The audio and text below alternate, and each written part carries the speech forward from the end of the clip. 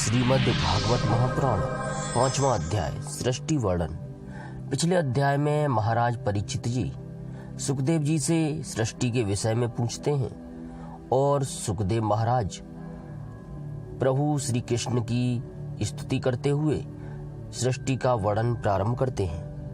अब आगे नारद जी ने पूछा, पिताजी आप केवल मेरे ही नहीं सबके पिता समस्त देवताओं से श्रेष्ठ एवं सृष्टिकर्ता हैं। आपको मेरा प्रणाम है। आप मुझे वह ज्ञान दीजिए जिससे आत्म तत्व का साक्षात्कार हो जाता है। पिताजी इस संसार का क्या लक्षण है, इसका क्या आधार है, इसका निर्माण किसने किया है, इसका प्रलय किसमें होता है, यह किसके अधीन है और वास्तव में यह है क्या वस्तु। आप इसका तत्व बतलाइए। आप तो यह सब कुछ जानते हैं, क्योंकि जो कुछ हुआ है, हो रहा है या होगा उसके स्वामी आप ही हैं। यह सारा संसार हथेली पर रखे हुए आंवले के समान आपकी ज्ञान दृष्टि के अंतर्गत ही है। पिताजी आपको यह ज्ञान कहाँ से मिला? आप किसके आधार पर ठहरे हुए हैं? आपका स्वामी कौन है और आपका स्वरूप क्या है? आप अकेले ही अपनी माया से पंचभूतों के द्वारा प्राणियों की सृष्टि कर लेते हैं। कितना अद्भुत है। जैसे मकड़ी अनायास ही अपने मुख से जाला निकालकर उसमें खेलने लगती है, वैसे ही आप अपनी शक्ति के आश्रय से जीवों को अपने में ही उत्पन्न करते हैं और फिर भी आप में कोई विकार नहीं होता। जगत में नाम रूप और गुणों से जो कुछ जाना जाता है उसमें मैं ऐसी कोई सत्य असत्य उत्तम मध्यम या अधम वस्तु नहीं देखता जो आपके सिवा और किसी से उत्पन्न हुई हो। इस प्रकार सबके ईश्वर होकर भी आपने एकाग्र चित्त से घोर तपस्या की। इस बात से मुझे मोह के साथ साथ बहुत बड़ी शंका भी हो रही है कि आपसे बड़ा भी कोई है। पिताजी आप सर्वज्ञ और सर्वेश्वर हैं। जो कुछ मैं पूछ रहा हूँ वह सब आप कृपा करके मुझे इस प्रकार समझाइए कि जिससे मैं आपके उपदेश को ठीक ठीक समझ सकूं। ब्रह्मा जी ने कहा, बेटा नारद तुमने जीवों के प्रति करुणा के भाव से भरकर यह बहुत ही सुंदर प्रश्न किया है, क्योंकि इससे भगवान के गुणों का वर्णन करने की प्रेरणा मुझे प्राप्त हुई है। तुमने मेरे विषय में जो कुछ कहा है तुम्हारा वह कथन भी असत्य नहीं है, क्योंकि जब तक मुझसे परे का तत्व जो स्वयं भगवान ही है जान नहीं लिया जाता तब तक मेरा ऐसा ही प्रभाव प्रतीत होता है। जैसे सूर्य अग्नि चंद्रमा ग्रह नक्षत्र और तारे उन्हीं के प्रकाश से प्रकाशित होकर जगत में प्रकाश फैलाते हैं, वैसे ही मैं भी उन्हीं स्वयं प्रकाश भगवान के चिन्मय प्रकाश से प्रकाशित होकर संसार को प्रकाशित कर रहा हूँ।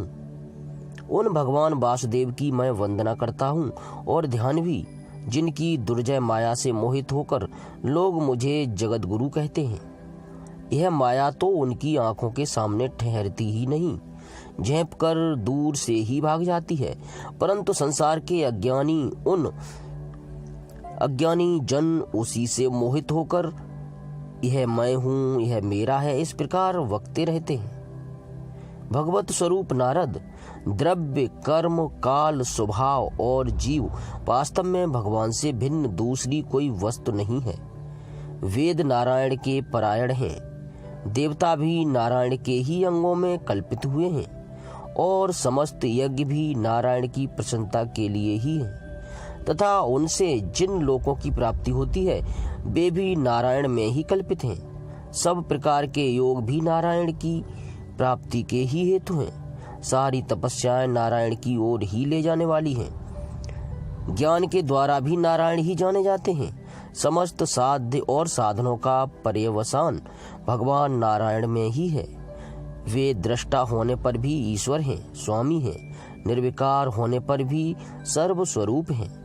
उन्होंने ही मुझे बनाया है और उनकी दृष्टि से ही प्रेरित होकर मैं उनकी इच्छा अनुसार सृष्टि रचना करता हूँ। भगवान माया के गुणों से रहित एवं अनंत हैं। सृष्टि स्थिति और प्रलय के लिए रजोगुण सत्वगुण और तमोगुण ये 3 गुण माया के द्वारा उनमें स्वीकार किए गए हैं। ये ही तीनों गुण, द्रव्य, ज्ञान और क्रिया का आश्रय लेकर मायातीत नित्य मुक्त पुरुष को ही माया में स्थित होने पर कार्य, कारण और कर्तापन के अभिमान से बांध देते हैं। नारद इंद्रियातीत भगवान गुणों के इन 3 आवरणों से अपने स्वरूप को भली भांति ढक लेते हैं, इसीलिए लोग उनको नहीं जान पाते। सारे संसार के और मेरे भी एकमात्र स्वामी वे ही हैं। मायापति भगवान ने एक से बहुत होने की इच्छा होने पर अपनी माया से अपने स्वरूप में स्वयं प्राप्त काल, कर्म और स्वभाव को स्वीकार कर लिया है। भगवान की शक्ति से ही काल ने तीनों गुणों में क्षोभ उत्पन्न कर दिया, स्वभाव ने उन्हें रूपांतरित कर दिया और कर्म ने महतत्व को जन्म दिया। रजोगुण और सत्वगुण की वृद्धि होने पर महतत्व का जो विकार हुआ, उससे ज्ञान, क्रिया और द्रव्य रूप तम प्रधान विकार हुआ। वह अहंकार कहलाता है और विकार को प्राप्त होकर 3 प्रकार का हो गया। उसके भेद हैं वैकारिक, तेजस और तामस। नारद जी, वे क्रमशः ज्ञान शक्ति, क्रिया शक्ति और द्रव्य शक्ति प्रधान हैं। जब 5 महाभूतों के कारणभूत कारण रूप तामस अहंकार में विकार हुआ, तब उससे आकाश की उत्पत्ति हुई। आकाश की तन्मात्रा और गुण शब्द हैं। इस शब्द के द्वारा ही दृष्टा और दृश्य का बोध होता है। जब आकाश में विकार हुआ, तब उससे वायु की उत्पत्ति हुई। उसका गुण स्पर्श है। अपने कारण का गुण आ जाने से यह शब्द वाला भी है। इंद्रियों से स्फूर्ति, शरीर में जीवनी शक्ति, ओज और बल इसी के रूप हैं।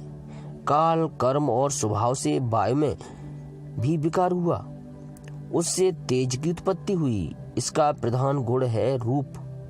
साथ ही इसके कारण आकाश और वायु के गुण, शब्द एवं स्पर्श भी इसमें हैं।